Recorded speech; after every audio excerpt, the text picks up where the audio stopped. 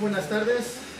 Voy a empezar diciendo que hasta hace poco se dio a conocer el primer informe de la situación económica, las finanzas, la economía del país, que emite trimestralmente la Secretaría de Hacienda y Crédito Público en nuestro país. Y nos da algunos datos muy importantes. Por ejemplo, nos señala que los ingresos del gobierno, en lo que va de este año, han caído menos 5.3%. Sin embargo, la caída más fuerte fue en el gasto público, con menos 7.2%. Esto quiere decir entonces que las finanzas públicas del gobierno han estado muy equilibradas, que digamos. Al respecto, habría que analizar detenidamente cuáles son los rubros donde más han afectado la caída de este gasto público. Como ustedes saben, el gasto público en nuestro país se clasifica para efectos contables en tres grandes áreas. El funcional, que está directamente relacionado con los programas y proyectos del gobierno federal. El económico, que se refiere a la parte de cómo lo va a gastar por objeto de gasto, es decir, gasto corriente y gasto de capital. Y finalmente la clasificación administrativa, que se refiere a qué entidades y organismos públicos se destina este gasto público. Por ejemplo, la compañía Liliana trabaja e investiga en la parte de lo que es las ADEFAS.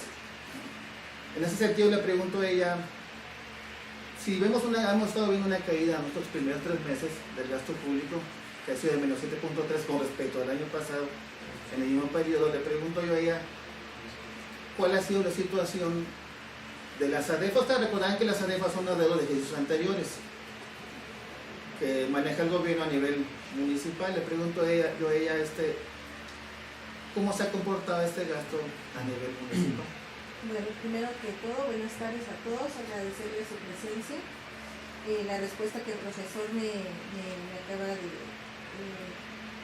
hacer es, con respecto a las ADEFAS, es del menos 41.2% con respecto, bueno, hubo un recorte con respecto al 41.2% en lo que va de enero a marzo del año pasado. Y esto pues quiere decir que ha disminuido los pagos de las ADEFAS básicamente. Han sido destinados menor porcentaje para lo que es el pago del endeudamiento. En términos de ingresos, ¿cuánto representa esta caída? Debe de ser miles de millones de pesos, ¿no? En cuanto asciende las ADEFAS son 16 millones, bueno, tengo aquí el dato, son 16.048.600.000 pesos. ¿Y con qué me representa el porcentaje? Son 3.608.678.316 pesos. También es cierto que en los últimos años hemos estado observando que a nivel estatal, de los 33 estados que tenemos en el país, 22 tienen endeudamientos fuertes.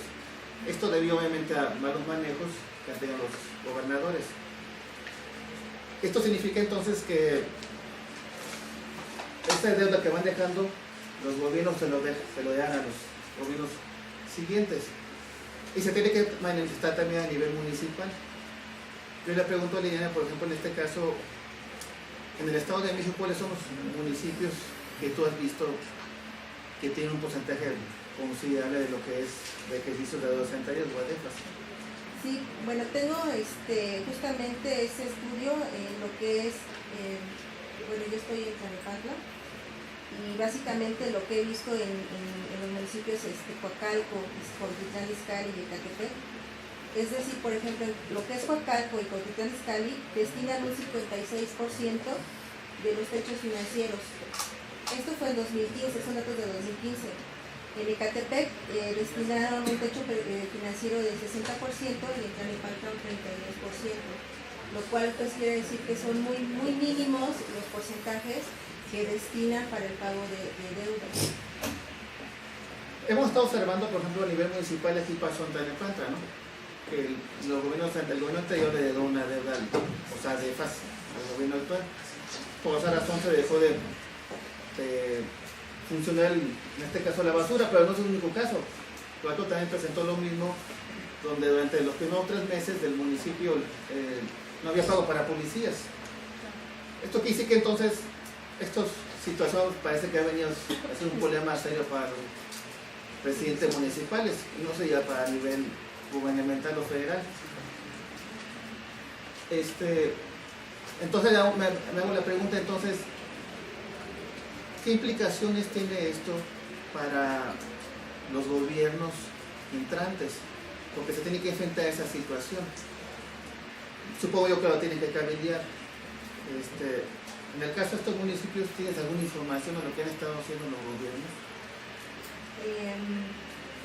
Pues es que, bueno, muchas veces lo que hacen, cuando hay mucho endeudamiento, lo que hacen es pedir préstamos, básicamente, ¿no? Pero yo creo que aquí, es importante aclarar que todo este problema de lo que son las abejas se deriva básicamente de una mala presupuestación, una mala planeación de los techos presupuestales. Y por eso es que muchas veces, al no planear bien, ellos piensan a lo mejor también que de alguna otra manera con lo que recaudan van a lograr salir del endeudamiento, y básicamente no es así. Entonces se siguen endeudando, y esto crea que también haya reconducción del gasto, ¿no? Básicamente, en algunos programas a lo mejor de lo que es obra, y derivado de eso, pues la ciudadanía se queda sin esos programas, ¿no? De hecho, si me permite, en el caso del municipio de Tlanepantla, si bien es cierto, se generó un adeudo en administraciones pasadas y se ha venido arrastrando a cada paso. Con motivo del cambio de administración, efectivamente hubo una detención bastante fuerte en cuanto a servicios públicos. Tal es el caso de policías que estuvieron básicamente en paro. De alguna manera, como usted bien lo ha dicho, servicios públicos estuvo completamente parado, y eso es un problema que repercute de manera directa e importante en cuanto a la ciudadanía. En este orden de ideas, lo que se propuso a través de Cabildo fue precisamente que de las participaciones que recibe el municipio, una parte sea retenida para garantizar el pago, en este caso de la prestación que era el aguinaldo que tenía derecho todos los servidores públicos y que ocasionó precisamente que se detuviera el servicio. Entonces lo que se hizo fue garantizar el pago de esa percepción a fin de año de las participaciones que recibe el municipio. De esta forma se permite garantizar de manera importante esa erogación, que no es nada pequeña y que finalmente pues no tiene por qué generar un perjuicio a todas aquellas personas que trabajan, y que es en honor pues realmente un trabajo a veces muy complicado, porque el trabajador de servicios públicos pues no es una actividad sencilla como sentarnos y ver que ya está el oficio y vamos. No, finalmente ellos tienen que lidiar muchas veces con la gente que es desordenada, o bien recibir N cantidad de malos tratos también. Entonces, como medida básica fue precisamente garantizar el pago. De alguna manera se están analizando todas las finanzas públicas a través del acta de entrega-recepción, haciendo las observaciones correspondientes y notificando de estas precisamente a la legislatura, en caso de ser competentes ellos, o bien turnarlos a la Contraloría Municipal para que se instruyan los procedimientos disciplinarios o resarcitorios correspondientes. Porque finalmente una administración pública, y más en el orden de gobierno municipal, estatal o federal, no puede detenerse debido a los adeudos que presente un municipio o bien la federación. Tiene que controlarse perfectamente el gasto, porque ya no se habla únicamente de invertir aquí o allá. No, el gasto público ya tiene que aterrizarse de una manera muy específica, observando básicamente las necesidades de la población a la cual se va a atender.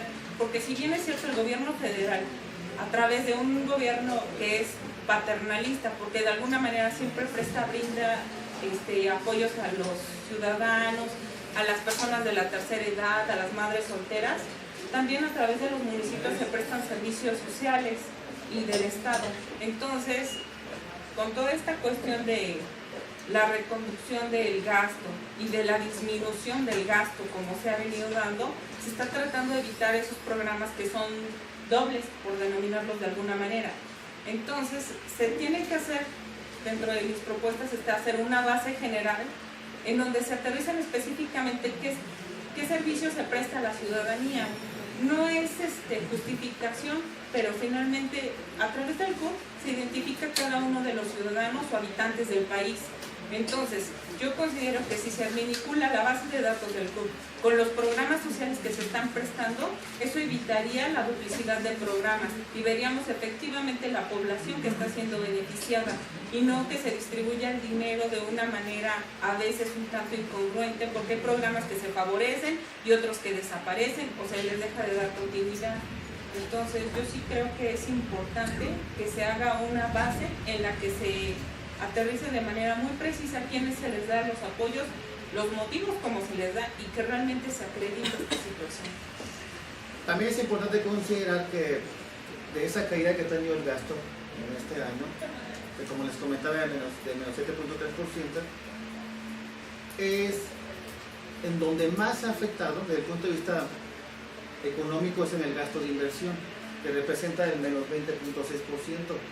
Respecto al gasto administrativo, o como se le conoce también corriente, que es apenas del 5.3%.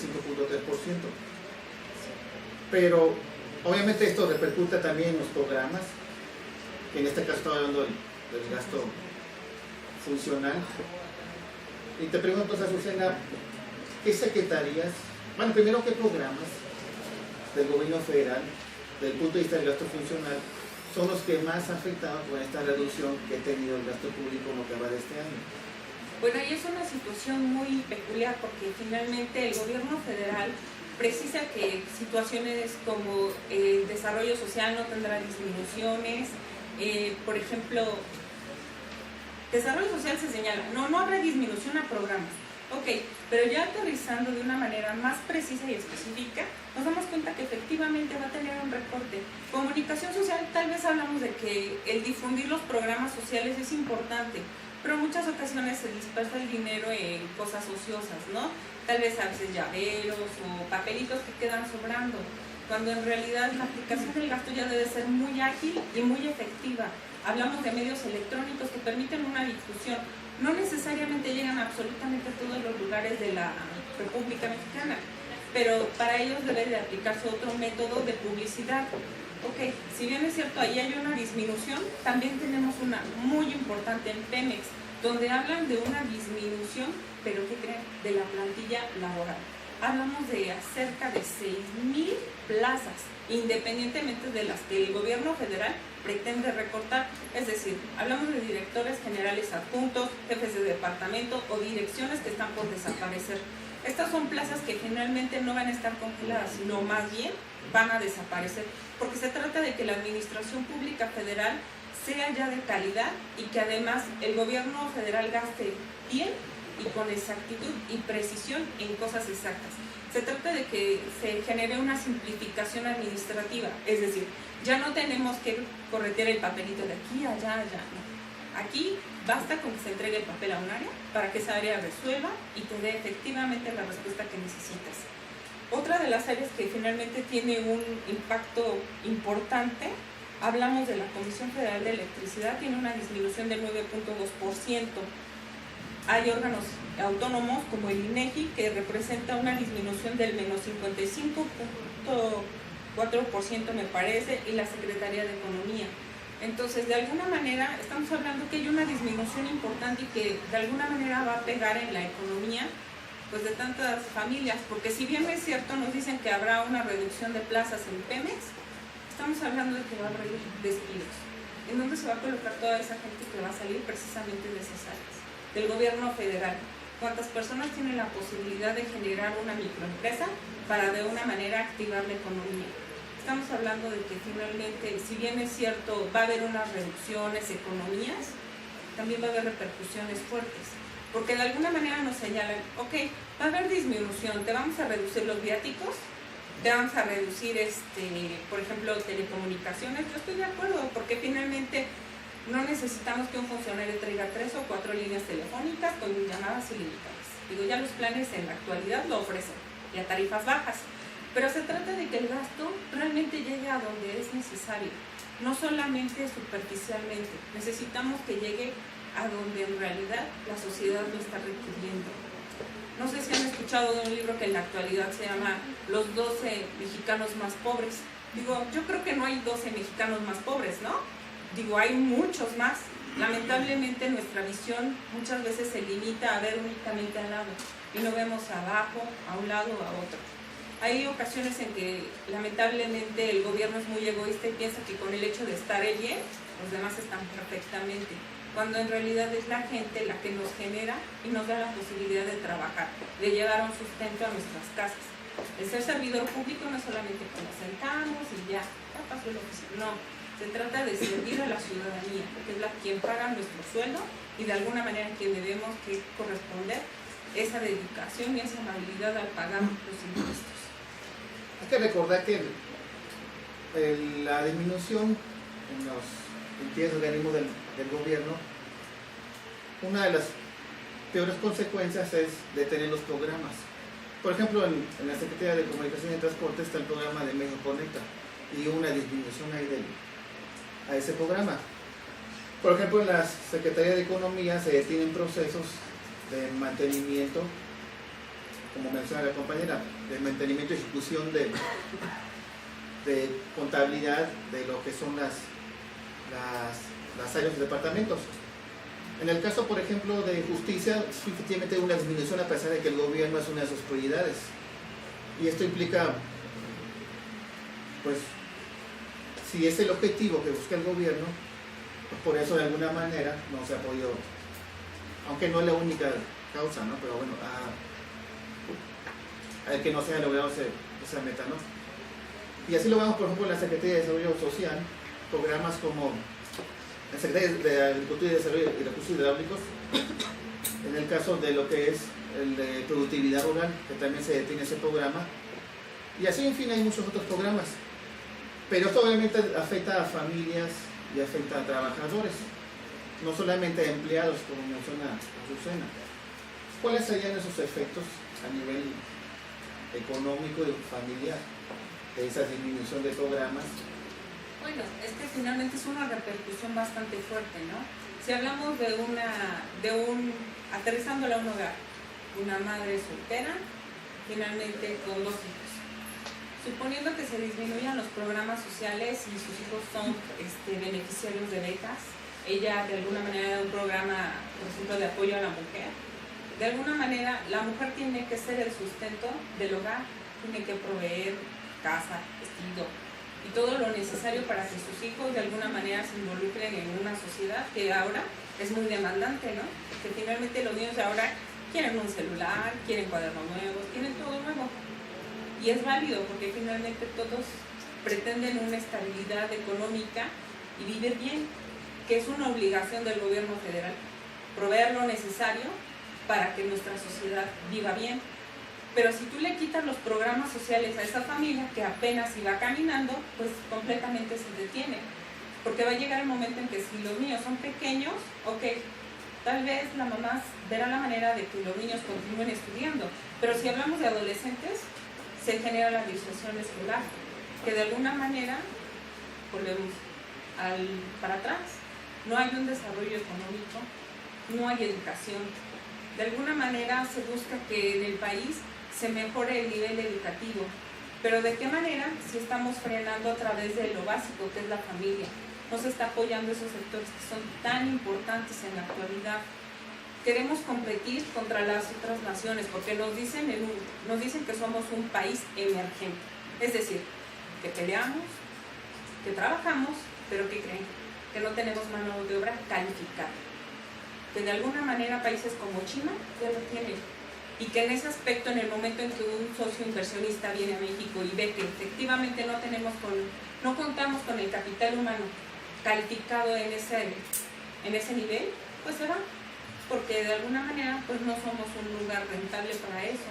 Otra cuestión que repercute de manera muy importante es la cuestión de la seguridad. No sé si han escuchado, actualmente está en boga la actualización de las zonas económicas especiales. Suena perfecto el proyecto, de alguna manera se va hacia Oaxaca, Michoacán, Yucatán. Entonces son estados de la República que de alguna manera son proclives para que se implementen estas cuestiones, porque son estados de la República que tienen una fuerte vegetación, que tienen una población activa, pero que tienen un mundo de inseguridad. Ante eso, un país que desea enviar sus inversionistas y al ver que efectivamente la inseguridad está latente, lo piensa 3 veces. Es muy bueno el proyecto y se espera que tenga una repercusión futura, más allá del 2018.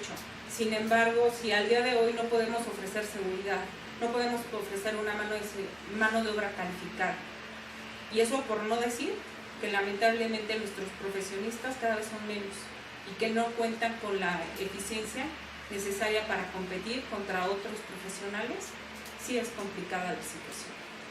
Es importante señalar que el gobierno se ha venido desmantelando desde hace muchos años y había fuertes críticas al Estado. Una de ellas, y muy importante, es que ha sido muy ineficiente, que no sabe administrar los recursos. Por ejemplo, durante muchos años este país se estuvo manejando que se basaba en 3 pilares. Uno de ellos son los migrantes, el otro es el petróleo y el tercero es el turismo. Esto ha venido cambiando. Efectivamente, los ingresos que tiene el gobierno federal, los no petroleros, ya no representan lo que representaban en el pasado.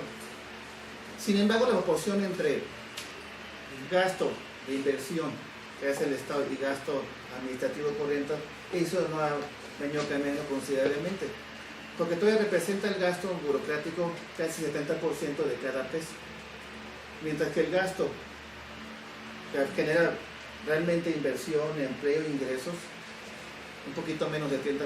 Esta proporción no ha venido cambiando a pesar de que el gobierno se ha venido desmantelando. Y entonces yo me hago la siguiente pregunta. No es cuestión, a veces pienso, de los ingresos que necesita el gobierno, porque actualmente estamos hablando de aproximadamente casi 4 billones de pesos, lo que tiene el gobierno federal, y más o menos esa proporción gasta al año. Digo esa proporción porque deja un porcentaje para endeudamiento que va entre el 1 y 2% por año, que es el déficit que tiene el gobierno. Efectivamente, ya no lo hace como en el pasado. En el pasado era pedir prestado para crecer. Hoy la fórmula es contraria, dejamos de crecer para pagar. Porque el endeudamiento que tiene el gobierno federal, aparte del endeudamiento público que tiene con las ADEFAS, tiene otro endeudamiento que ustedes saben que es endeudamiento privado, es decir, el endeudamiento que tiene el gobierno con empresas privadas y el endeudamiento que tiene el gobierno con el exterior. Esto sí ha venido disminuyendo, sin embargo el presente gobierno lo ha venido un poquito aumentando porque ha aumentado los intereses. Las tasas de interés han aumentado a nivel global y las tasas que se fijaron para pagar el pago de servicio de la edad no son fijas. Esto significa entonces que hay una parte de los ingresos que tiene el gobierno que se le llama no programable, que depende de movimientos de algunas variables como la tasa de interés. Y esto ha venido creciendo en este gobierno, el gasto no programable por efecto de variaciones, en este caso de la tasa de interés, pero también por otras situaciones que no dependen solamente de la tasa de interés, sino el precio del petróleo, que también depende del mercado internacional. Entonces, un gobierno que depende de su gasto y a su vez de su ingreso para gastar de variables no económicas es un gobierno endeble. Y es lo que ha venido pasando en este año y en otros ejercicios anteriores, más últimamente porque el precio ha venido cayendo del petróleo, ha aumentado el precio de la tasa de interés. Y entonces en este sentido el problema siento yo que es un problema de eficiencia, más que depender del entorno económico nacional o internacional. Y entonces le pregunto yo a Liliana, en este sentido, ¿qué tendría que hacer el Estado para hacer un mejor uso de los recursos y no depender tanto de la situación económica nacional o internacional? Claro, tú lo trabajas a nivel municipal, pero finalmente son participaciones que recibe el municipio por parte de la federación. Y sí que dice la federación no tiene los ingresos presupuestados suficientes para hacer frente a las ADEFAS, y dice entonces que le tiene que afectar. ¿Qué tendría que hacer en ese sentido el Estado? Pues básicamente sería hacer una buena planeación, ¿no?, de presupuesto y considerando en todos los sectores, ¿no?, básicamente. Porque yo estaría pensando a lo mejor también si se puede eficientar el gasto a nivel federal también se puede hacer a nivel estatal y a nivel municipal. A lo mejor tener que sí, en algunos grupos tener que atacar algunas áreas, como por ejemplo la corrupción, porque es un escape donde se va una fuente de ingresos, ¿no? Y sabemos que últimamente los señores presidentes municipales o gobernadores pues han ido mucho por ese lado, ¿no? Pensaría yo esa parte, y la otra es la fiscalización de recursos, y en tercero también estaría pensando en la ley que se aprobó en el 2006 de transparencia de fiscalización, y también incluso considerando una mayor vigilancia, auditoría sobre los recursos, porque si estás dejando un adeudo, aquí sí que algo pasó con esos recursos. Entonces, más bien, yo pensaría desde el punto de vista administrativo por ese lado. ¿Tú qué piensas al respecto? Sí, básicamente, bueno, es que el simple hecho de hacer esa mala planeación y ver que también por una parte de lo que se piensa que va a tener recaudado el ayuntamiento para, pues no sé, las cuestiones de los programas, de todo lo que son sus, se puede decir, lo que tiene planeado para los programas y destinado para los mismos, no se lleguen a concluir por alguna cuestión de endeudamiento, pues sí nos trae muchas consecuencias, ¿no? Porque básicamente lo que platicábamos hace rato sería hacer las reconducciones del gasto, insistir en esa parte, ¿no? Porque pues básicamente son programas que benefician a la ciudadanía, y si hacemos esa reconducción, pues ya no van a ser, van a repercutir más que nada en ellos, ¿no? Por ejemplo, lo que comentaba Susana, que decía que si un niño tiene una beca, pues entonces al haber un endeudamiento y por esa parte se logra hacer esa reconducción, pues entonces ya no se tendría ese apoyo, ¿no? para la niñez en cuestión de municipios, porque sí hay una parte que se destina para esos programas, ¿no? Sí. En este orden de ideas yo considero que es importante en el orden de gobierno municipal implementar nuevas estrategias para la recaudación de impuestos. Es decir, si bien es cierto en la actualidad ya tenemos un dinamismo en cuanto a la cuestión de que ya puede ser por internet, en cualquier situación, en cualquier institución bancaria, OXXO, también hablamos de algunas fugas. Por ejemplo, podríamos ver la cuestión de tianguis, ¿no? Hablamos de que es un comercio relativamente informal porque únicamente se paga un boletito por estar un momento realizando actividad económica. Si se realizara una actividad a través de una terminal, el cobro correspondiente, evitaríamos muchas fugas. Yo lo considero así. Otra de las posibilidades es a través de la mejora regulatoria. No sé si han escuchado acerca de ella. Es, digamos, de alguna manera va a la par de la simplificación administrativa. De esta manera informa de una manera más veraz, eficiente, rápida al ciudadano cuáles son los trámites a seguir, los documentos que necesita llevar. El ciudadano acude y es de una manera más rápida y dinámica el pago de impuestos o la prestación de un servicio. Entonces es importante que todos los trámites que se realizan en cualquier orden de gobierno sean ágiles, sean fáciles y de alguna manera que siempre las personas que los presten o que brindan la asesoría sean persona capacitada, porque de nada nos sirve tener un super sistema si efectivamente llegan y la señora está asunto. Finalmente, desde la forma en la que tratamos al ciudadano es como va a regresar y se va a sentir que es correspondido. Una de las cuestiones muy importantes que nos han considerado en la especialidad es precisamente el hecho de que la ciudadanía ya es apática a pagar impuestos. ¿Pero por qué va a ser apática? Simplemente en el momento en que observan la cantidad de corrupción, la falta de transparencia en la aplicación del gasto, desmotivan a la ciudadanía. Porque dicen, bueno, si yo en la vida veo mi banqueta pintada o veo que han balizado correctamente mi calle, digo, ¿para qué pago un impuesto que no sé en dónde va a pagar?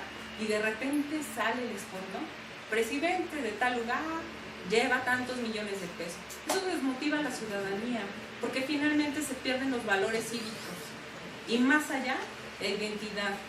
es muy importante que trabajemos los valores del ciudadano y del habitante de un municipio, porque finalmente ellos tienen que formarse parte del municipio, sentir que quieren ese espacio en donde habitan y donde son beneficiarios de servicios. Es nuestra obligación en ese orden de ideas prestarlos de una manera eficiente, atenta. Otra de las propuestas, independientemente de mejorar el sistema de recaudación, de mejorar la aplicación de los servicios que prestan los municipios, a mí me surge la propuesta de los proyectos para la prestación de servicios.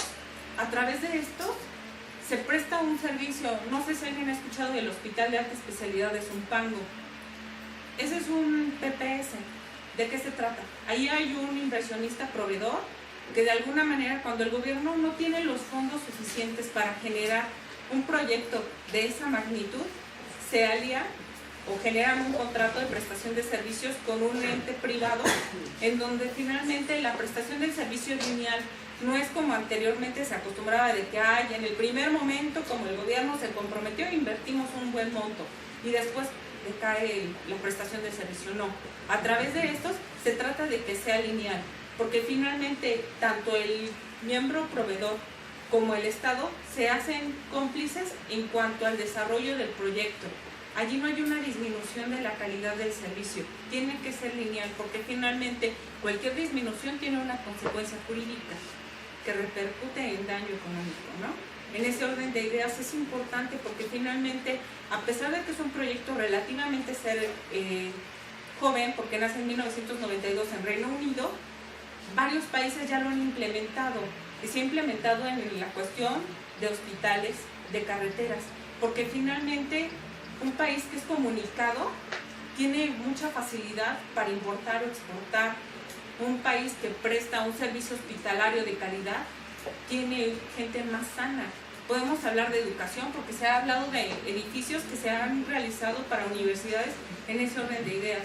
Entonces son proyectos que son nobles y que de alguna manera no necesariamente el gobierno federal tiene que desembolsar una fuerte cantidad, porque estos proyectos son a largo plazo y la calidad permanece.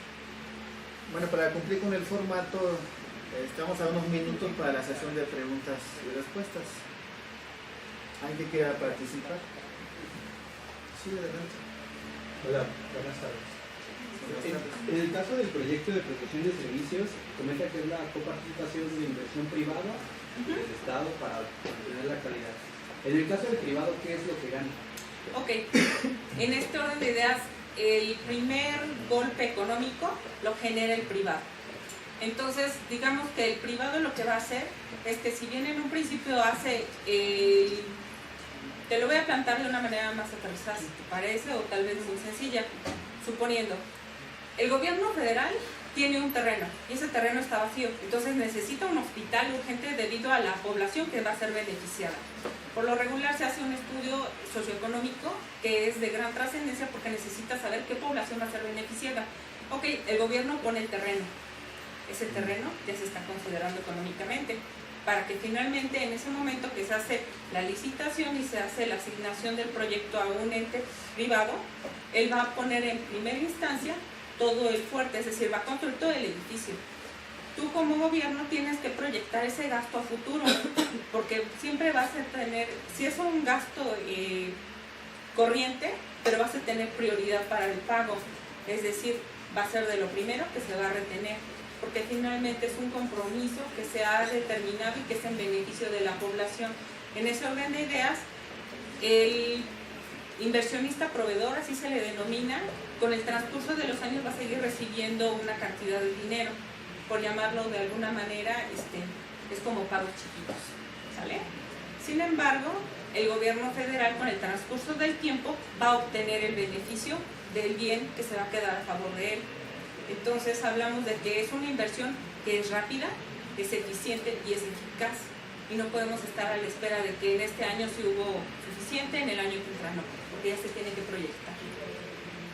Bueno, para cerrar, vamos a pedir un aplauso a las compañeras.